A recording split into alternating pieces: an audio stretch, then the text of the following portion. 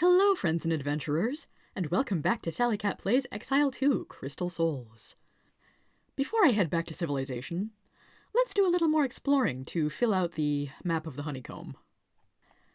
I believe this is where we find the dragon Athron. At least, that's where he or she, whichever gender they feel like being, was in the previous game. Two enormous statues of lizardmen tower up on either side of you. They each stand 50 feet high, molded like clay out of the stone of the cave walls. These behemoths cannot have been created by hand. Magic was involved. Powerful magic. This is very unnerving, as the expressions on their faces are clearly hostile. You can continue walking between them, if you dare. On one hand, the statues remain inanimate as you pass between them. On the other hand, the creatures living up near the statues' heads seem to find you an attractive target for an ambush. Oh. Perhaps it is not wise to try and bother Athron with no reason.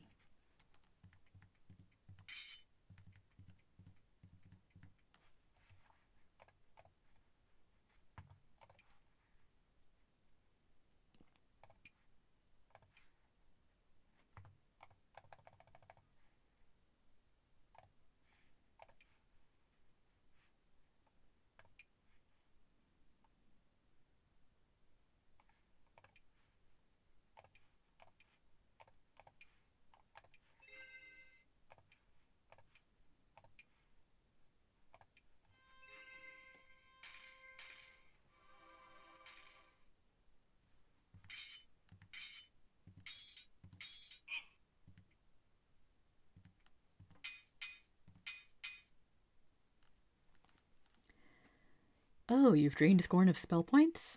Gosh. It's too bad she doesn't have a whole bunch of throwing knives. Oh, wait!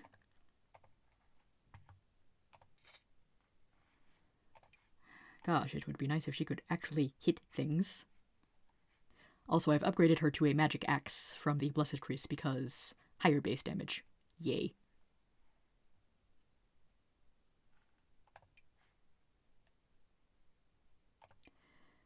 Yeah, I think this might just call for the lightning rods. Again, if I could hit.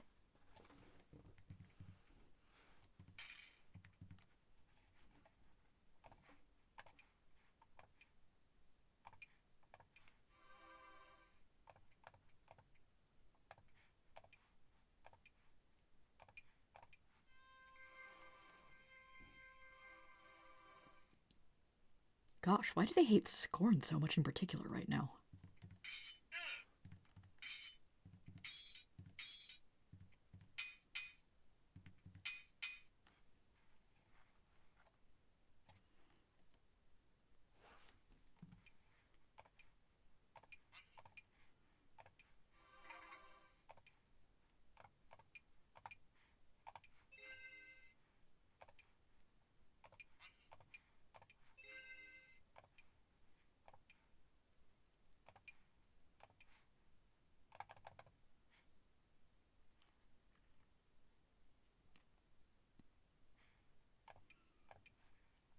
Ooh, should I try killing them with fire? Or should I try really messing up their day with an anti-magic cloud?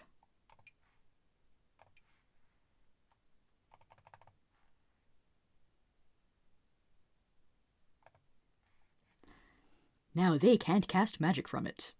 I also can't cast magic into it. But thrown weapons aren't magic.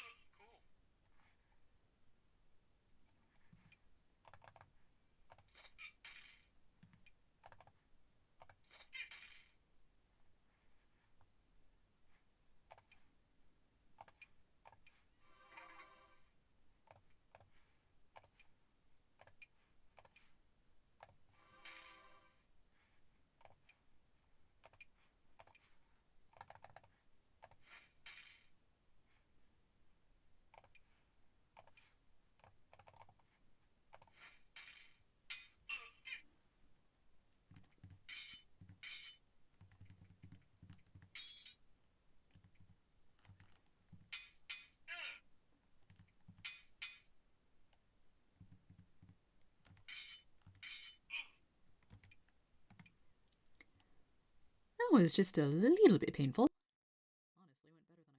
Honestly, went better than I expected.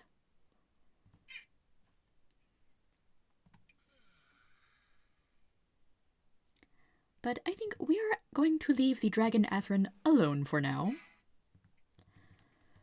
And we'll just see when or if we find a plot thread that requires us to go visit them.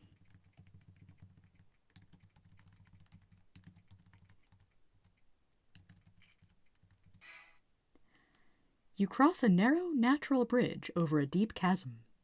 You hear a river roaring far below as it plunges into the depths. The passage has been sloping up sharply upward for miles, bringing you, you're sure, close to the surface world. However, the corridor has been sealed off by one of the most massive rockfalls you've ever seen. Thousands and thousands of stacked boulders. However, you also find signs of digging and explosions. Some of the rocks have been cleared away. There has been only a tiny bit of progress, but someone has started to clear the debris away. A small sign of hope amidst all the fear and death. Yay. I did a little more poking around in the honeycomb. As per usual, I noticed a suspiciously large empty spot, and I found a thing. As you enter this tiny cavern, you would swear you hear high-pitched giggling. You look around, but don't find any creatures. What you do find is a gold amulet, carefully laid on the ground. Oh no. That's bait.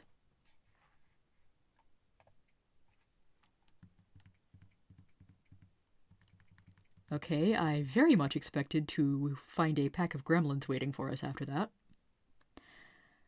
I guess we shall go get the necklace identified and see what kind of curse it has. I should have known. The quest giver who would send me into the honeycomb is in fact in the nearest city.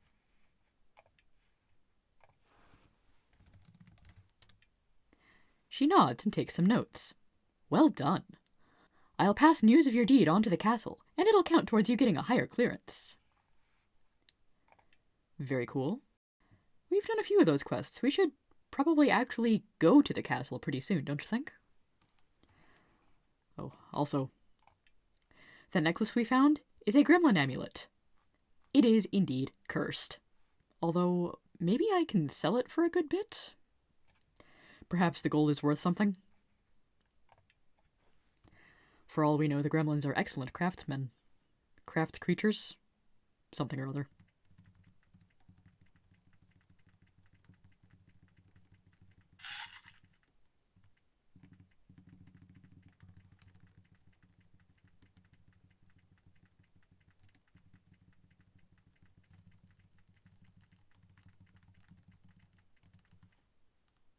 Gremlins!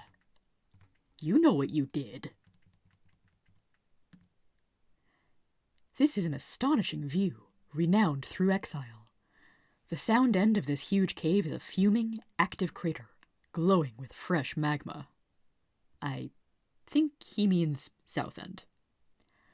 The middle of the cavern is occupied by a large natural spring, creating a roiling lake. The water from the lake flows south and hits the lava, shrouding this cavern in an eternal shroud of thick steam. The steam aids the growth of an astonishing variety of mold, fungus, and other plant life. After the constant chilliness and sparse wildlife of Exile, being in a warm, humid, vibrant place is a wonderful spirit lifter. It's a remarkable place. And it must feel like visiting a sauna.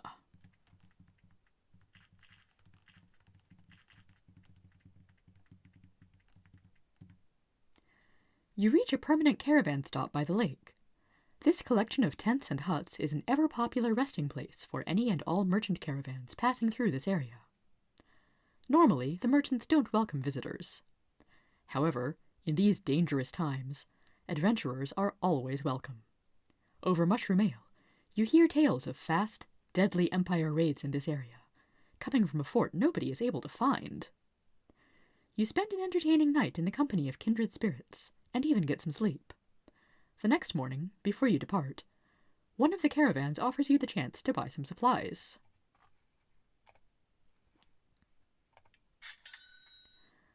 Unfortunately, they are extremely low-level supplies, so I will not be buying any.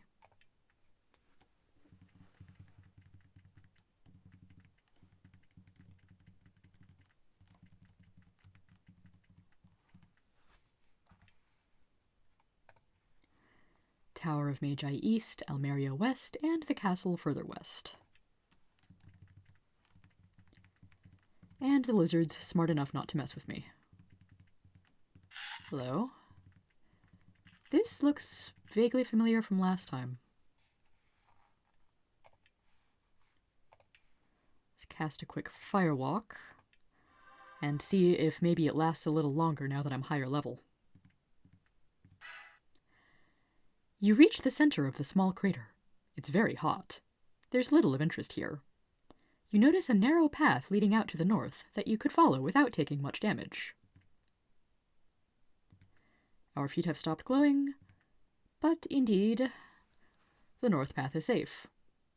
Nice little Easter egg for those who remember the last game. Something about this makes me think there's something back here. Ooh. This is a dried-out lava tube, passed by the ever-present torrents of lava. The air is dry and sulfurous, and there is a notable lack of fungal life.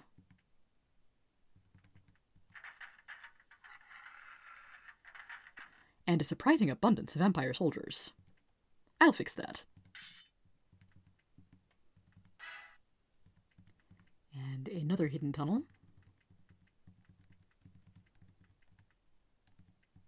And a special dot. In one wall of the lava tube, you find a collection of small, rough gemstones. There may be a rich mine here one day. Oh well, no harm taking advantage now. For a single gem.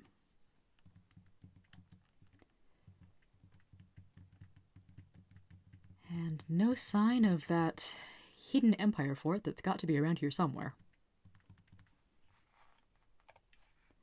We'll find it eventually, don't worry.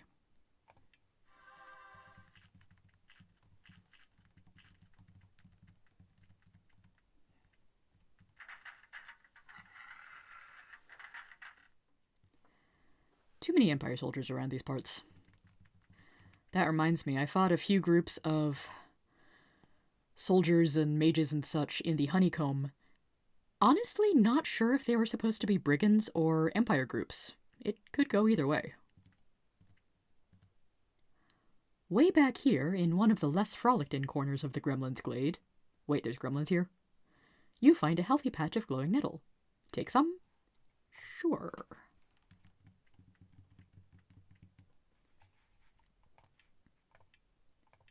I'll just hand those off to Telemane.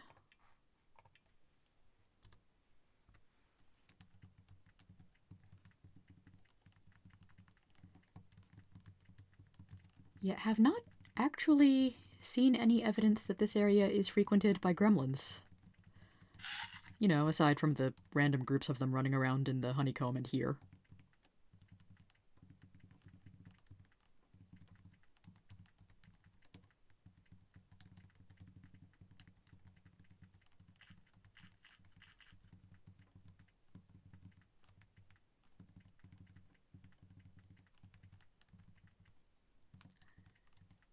Okay, that does it for the Steam Caverns.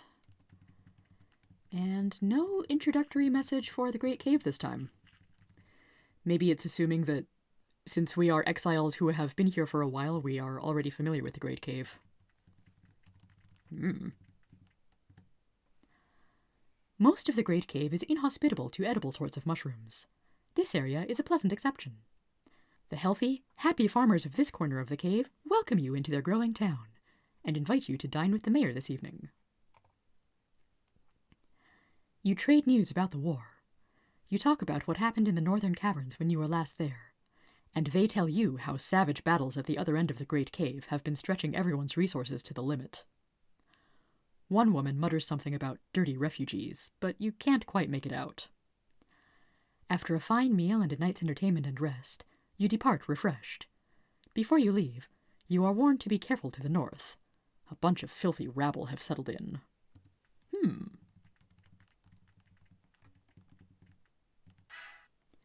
you reach a small fishing village. The locals welcome you in to pots of savory cavefish stew and conversation. After telling them what you know about how the war is going, you depart. And same message. Probably also same messages. Oh, this one's different. You reach a small hut, populated by a clan of fisherfolk.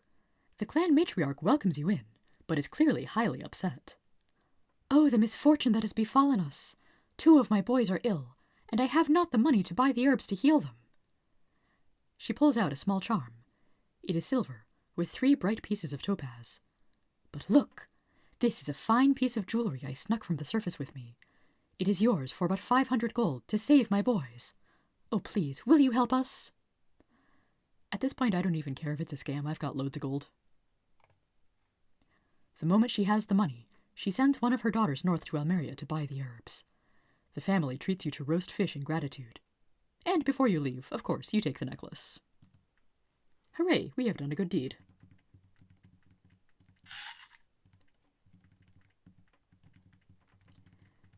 And I'm not actually going into Almeria just yet, because I want to finish exploring over here. Even though there's not much to see in the middle of the cave. Sometimes caves are like that.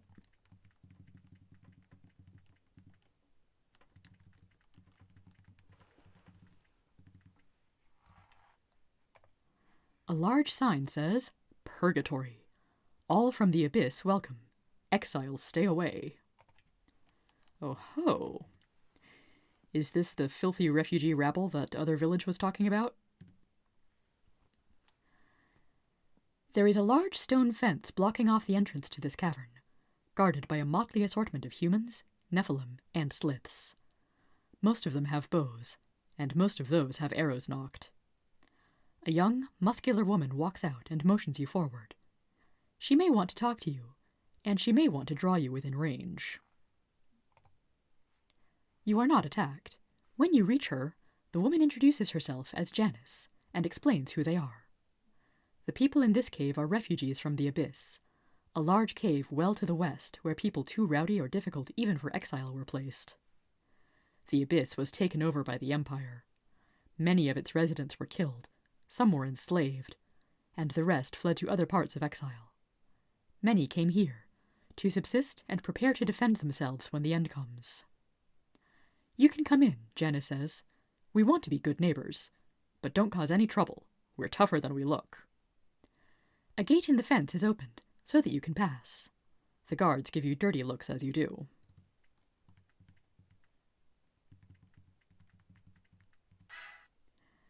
Several huts have been built here by refugees from the Abyss. When the people living there see you coming, they retreat inside and slam the doors shut. After a few minutes of being totally ignored, you leave.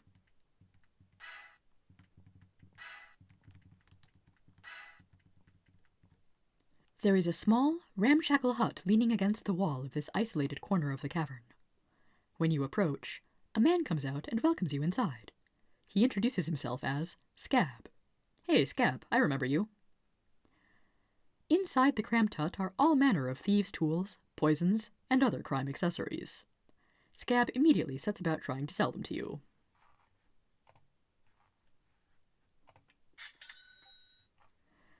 So, strong poison, torches, regular lockpicks, glowstone, and medium poison.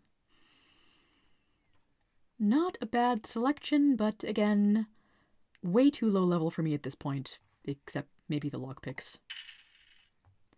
But thank you, Scab, for actually dealing with us. I'm pretty sure there's something I can do for these folks eventually, but I don't remember exactly where or what it is.